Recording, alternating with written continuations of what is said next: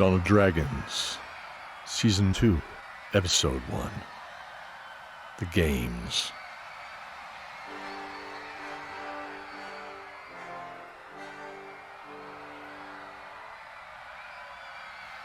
Boy, is that loud. The deep brown-haired girl said while sitting on the bar stool, peering to her left out the nearby window to the city outside. She could see down the wide cobblestone streets to the market square a good mile away. A huge crowd was gathering, watching some acrobats perform. Aye, lassie, the crowd loves a good show, and the good lord of this land is always happy to provide it. The bartender grinned. The gap in his teeth where one of the ivory beads was missing was becoming more prominent as he spoke. Always? She questioned. Are there these challenges often? The bartender guffawed and shook his head. Oh, no. I see what you're asking. He winked with a kind face. We're not like Troll or Bloodwood or Wolfen's gladiator pits. Our challenges aren't blood sports. We're civilized, you see. Now, they truly test skills and allow the cream to float to the top. Unlike that flat ale, hey, Lamprey? The stout man at the table laughed with his two friends. And if you ever want one that tastes as good as the last one, you best shut your gob and then drink it, Joey. The room erupted in jubilant laughter. Jessica smiled. She was new to this town and was a bit apprehensive about the invitation in her pocket that brought her here. She was a priestess of the Maiden, a healer and defender of the faith. She had taken vows to stand up for good no matter what any other power or law may dictate. Her order was known for kindness and, equally important, free will. While she pondered her purpose here, she almost didn't notice the door open up and a tall figure walk in with an otherworldly grace. Everyone stopped talking as his gentle footsteps tapped across the polished wooden floor right Oh, my. next to her. A mead would do me well this day, Lamprey. His silky smooth voice poured out, but she already knew him. Mr. Silvertongue, He turned to her, his eyes pools of the deepest oceans. I'm a huge fan. He smiled. I do hope you're here for the games. Are you not? I am. He smiled. He downed the mead in a single gulp and stood up. I hope to see you at the stage, then, when I begin playing. Though, He tapped the paper in her hand and smiled. today it appears I'm playing for you. Good luck. He stood and walked to the door, her eyes on him as he left, but everyone had their eyes on her. Whoa. Are you competing today, miss? The bartender smiled. Hey, you hear that, boys? We found a champion to root for. Hey!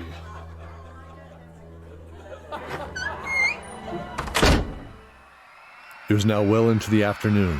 Jessica walked closer to the raised circular stage used for an arena. The smell of the apple and mincemeat pies was sweet, drifting in the warm breeze from the vendors. The cinnamon, especially, she noted. She was getting hungry. But there was one last combat battle she was to attend. She'd already witnessed and tended her healing skills to a few of the battles. She was called upon in between rounds to tend to their relatively superficial wounds, to which she would smile. It was a reasonable way to show off her healing skills, after all. She was proud when she saw Lamprey applaud along with her new friends from the tavern, from their elevated platform directly above and behind her. Yes! They shut down early to come and give her support. Lamprey had said, Ain't no one coming today anyway, but I don't know, the occasional sourpuss who couldn't stand a good time, I reckon. he was a tough man, but had a certain kindness about him. The jagged scars on his forearms told of tougher times than just running a tavern from the bar side. She could tell they were from someone else's blade, and many different ones at that. She prepared to see the next combatants come out. The crowd erupted in cheers, and she craned her neck to see over the lip of the stage. Soon a bald head appeared, followed by the stout, boulder-like body of a dwarf. His pudgy nose was broken several times in the past. When he held his axe high, she could see gaps in his teeth, almost as wide as those missing. His matted braids from his beard shook to both sides like writhing snakes. The announcer broke in. A ruthless dwarven warrior like no other. His smell alone could kill an orc. Roar with Scottmere, the circus son of the Garnet Mountains. She looked back at Lamprey, who was laughing, and leaned over the rail to shout to him. Oh, you'll have your work cut out, whoever comes to fight that one, Jessica.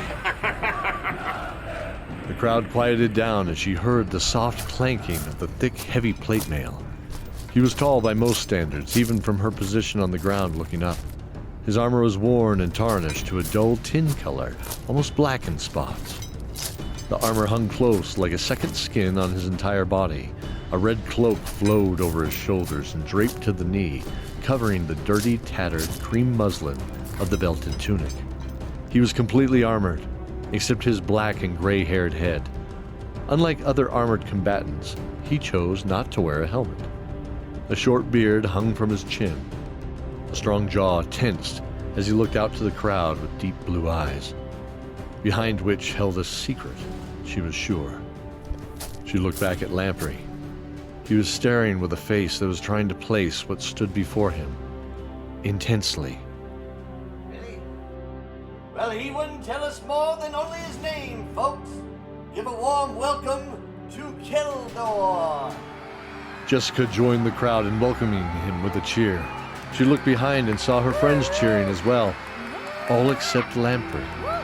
Her cheer slowly faded along with her wide smile, slowly, as his face now trembled with the smile of recognition. He was standing straight, his hand in a balled fist across his heart in a soldier's salute.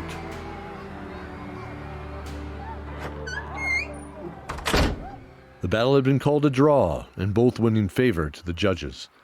She noted that they looked back to the Duke, who was standing applauding. Following the battle, she met both Scottmere and Keldor to tend to their wounds. Ouch! The dwarf winced as she brought the warm, soapy water to the grazed cut on his elbow. Oh, I'm sorry. I didn't mean to hurt you. I was just trying Hurt? to... The dwarf shook his dirty bald head, Nay. the braids of his beard whipping to the side. Look what you've done. I'm clean now. He winked at My her. beautiful mud is gone. Ha ha. She smiled at the awkward joke.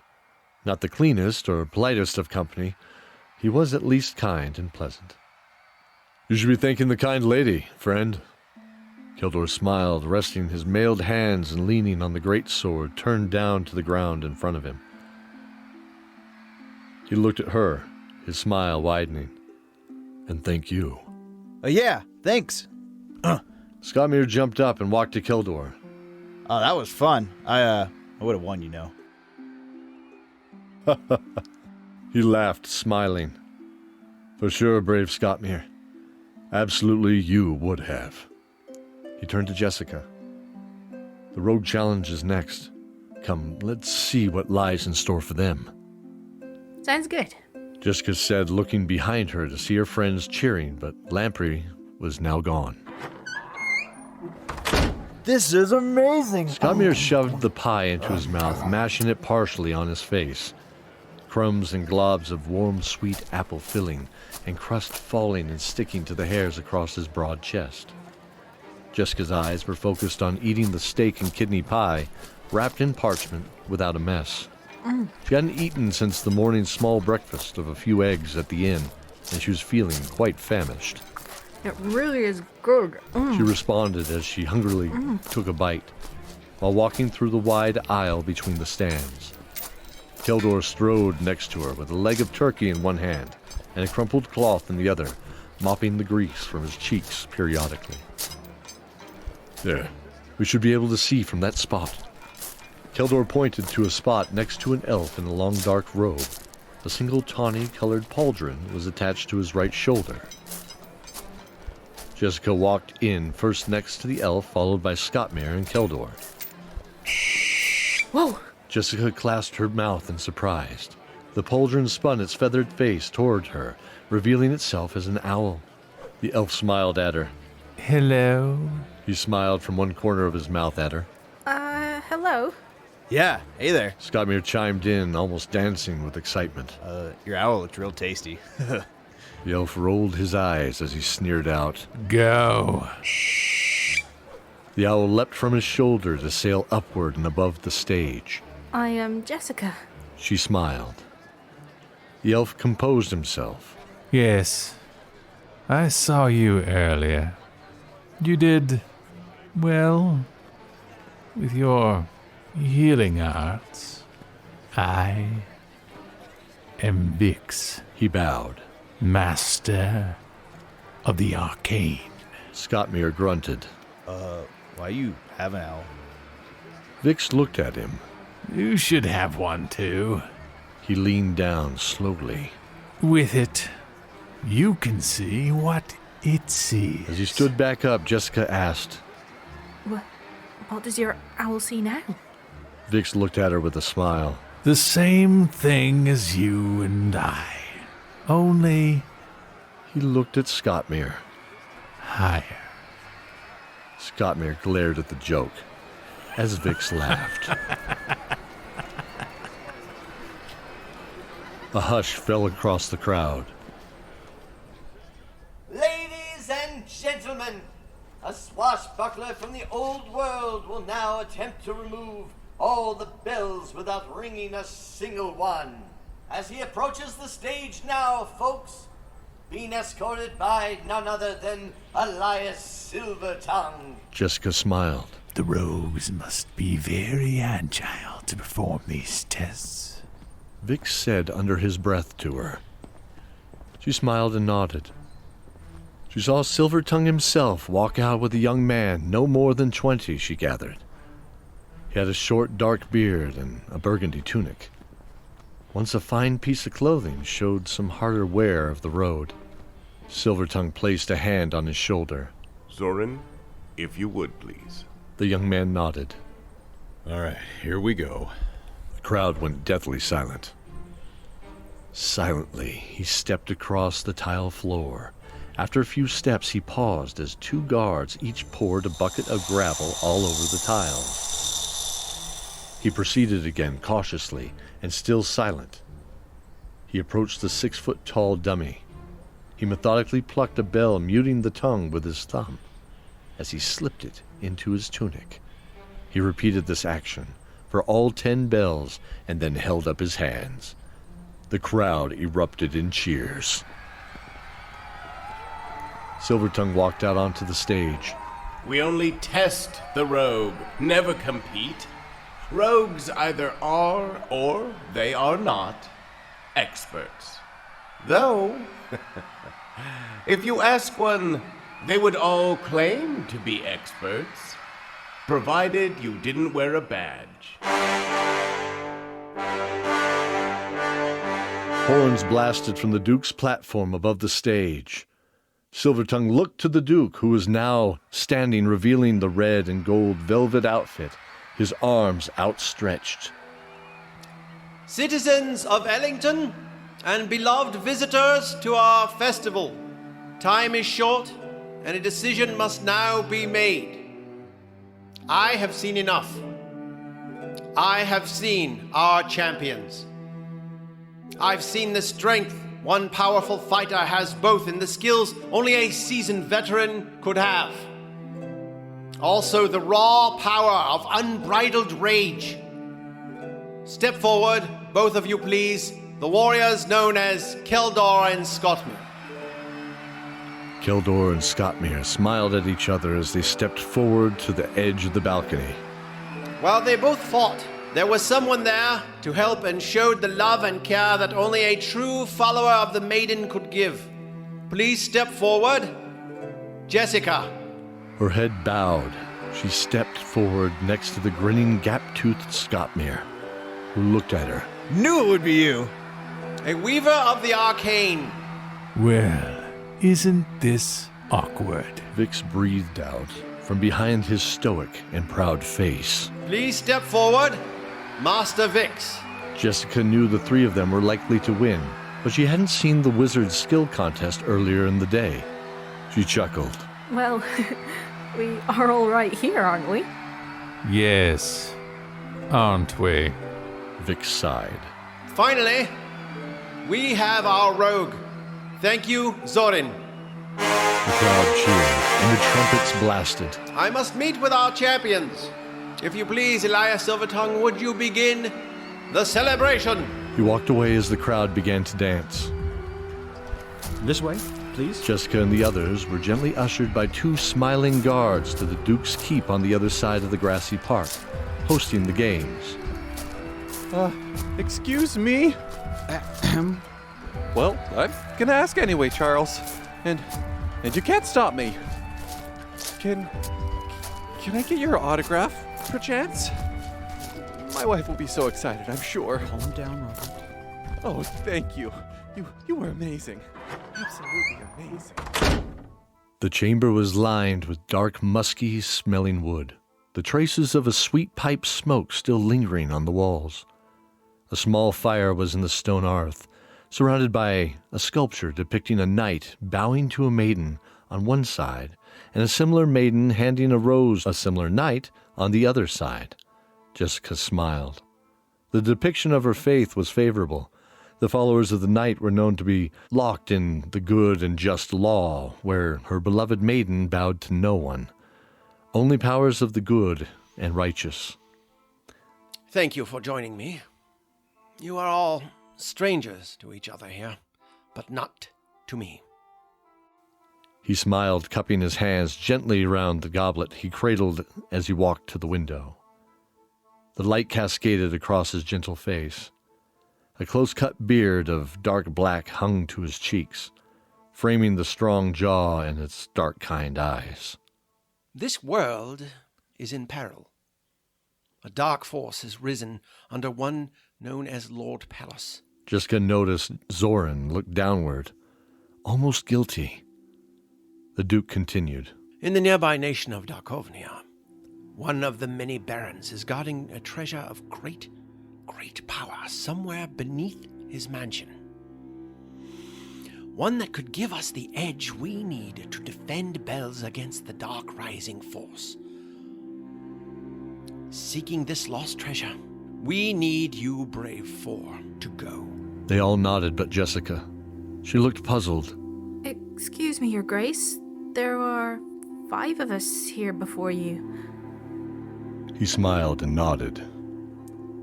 He gracefully walked to her, placing a gentle hand. The glint of rubies danced across his knuckles and the beams of the dying sun from outside. We are aware. A familiar resonance rang out from beyond the open oak door. In walked Elias Silvertongue. Jessica, we wish to offer you a place here, aiding this city and its people by teaching them in the ways of the maiden. She was shocked. I'm honored. But the existing temple, what about those who... Our temple honoring the gods has lain dormant since our civil war 50 years ago. It is time to bring the people their faith back. Would you walk this path with me? He smiled and knelt before her. She also smiled and offered her hand. She looked at her new friends, looking for some sort of acknowledgement or approval. Keldor's eyes glinted with sincere happiness as he smiled, and Zorin smiled and simply shrugged. Vix nodded in stoic agreement. Scottmere grinned wide and unashamed. Sounds like a pretty good deal. Good luck with your church. She nodded and smiled. It is decided then. Lady Jessica shall stay here to assist in our rebuilding of the faith. The rest of you will journey to Darkovnia. He paused and smiled. But first, gather the rest of your friends, Zorin. How did you know about... There's not much I don't know within the walls of Ellington. You arrived with a certain squire in training named Benedict. I assume there are more to your group than just a righteous paladin to be and someone of your talents. The Duke clapped his hands with a big smile. Good luck, my heroes, and may the knight and maiden watch you now.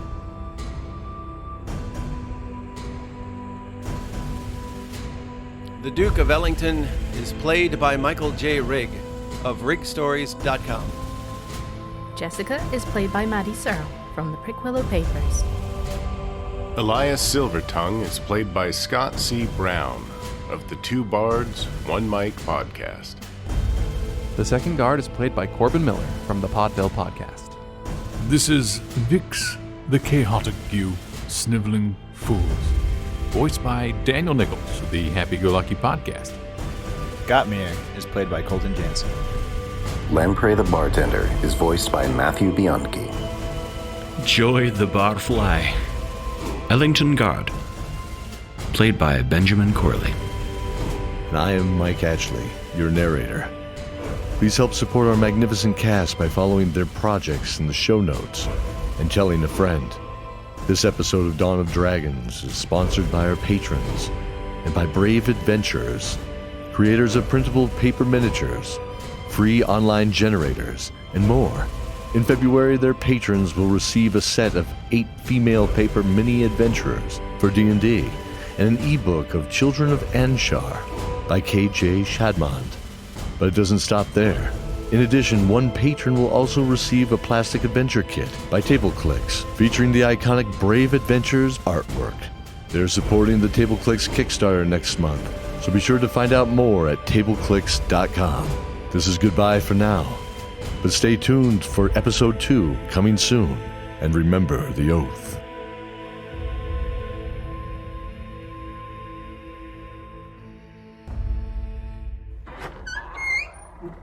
Copperheart is the story of a group of survivors waiting out a nuclear winter. This group includes the strongest civilians, brightest scientists, and boldest soldiers. The place is Area 51. What have you got? Another body?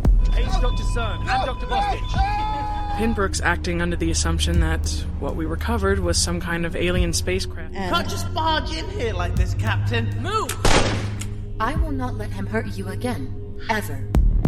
Follow the investigation into what happened to Groom Lake 51 in this episodic adventure. New episodes every Sunday. You can find the show on Spotify, iTunes, Stitcher, Google Play, most podcatchers, and at copperheart.libsyn.com. Don't move a muscle. It's Podville, the family-friendly variety show. I'm your host, Corbin. And I'm your hostess, Julie.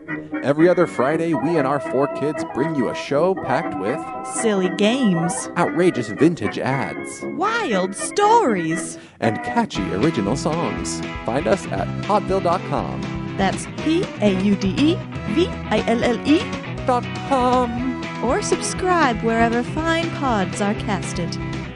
Are you ready for me to stop talking? Always. Welcome, travelers. Seems like you're looking for a story. Well, I got one for you. It involves adventure, friendship, and all sorts of... Earl, why don't you tell him about that time I stole that big melon? Yeah, I was going for more... Or you could tell him about the time I kicked Earl. I wouldn't ever tell him. Do I need to get my ref gear on? Okay, everyone, shut up. Now come with me as I tell you a story from afar. Hey everybody, my name's David. I'm the DM for From Afar Podcast. From Afar Podcast is all about 4 friends separated by distance, but brought together by adventure. Hope you all stop by and give us a listen. Thanks.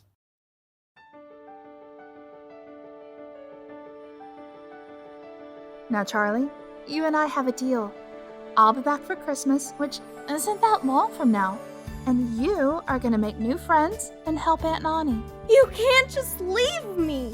Truly, I won't be gone long, and Aunt Nani needs your help. You don't need to keep saying it! Charlie, I know this makes you sad, and I know you're sad because you love me. Promise me you'll be helpful. Okay. I love you. The Happy-Go-Lucky Podcast, producers of Charlie Saves Christmas, bring you our next heartwarming adventure. Cassie and the Spectral Shade opens April 6th, 2020.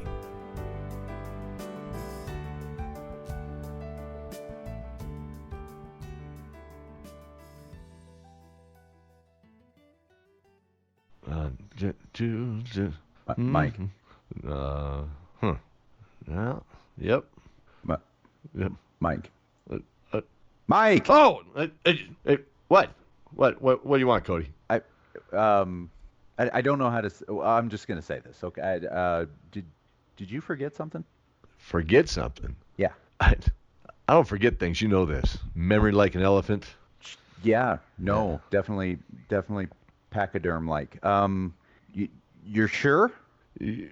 Well, let me think here. Oh, yeah, we're running a special this month on any new patrons. They get a free dice bag. I forgot to say that. Oh, really? You're giving out dice bags for new people? Yeah. Oh, Dice bags. That's awesome.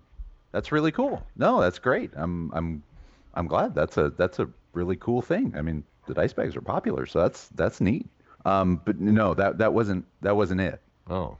Are you sure you're not forgetting something else? Let me think. I took my medicine today. It's good. It's good. Yeah. Took out the trash yesterday. Okay. Good. Yeah. No, I'm not forgetting anything, Cody. I don't know what you're thinking. Anything having to do with the show? The show? No, I think the show's ready to go. I got everything recorded. Everything's in place, ready to launch, and everything recorded. Yeah. Okay. You mind double checking that? Sure, I could double check it, but for what? What am I looking for? My name, Mike. You forgot my name. It's me. My name. You forgot. My credit. My name. Me. I would never forget you. So I know it's in there, but I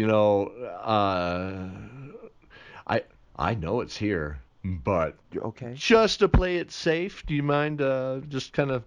Why don't you just give me your credit right now? Sure, but you're sure it's there, right? Oh, I'm positive. Oh, I know it's right there. Okay. But you want me to do it anyway, just in case. Just in case, yeah. Pachyderm-like. That's me. Like a pachyderm. Okay. Yeah. Okay. All right. The part of Zoran is played by Cody Miller. Thanks, man. No. Thank you.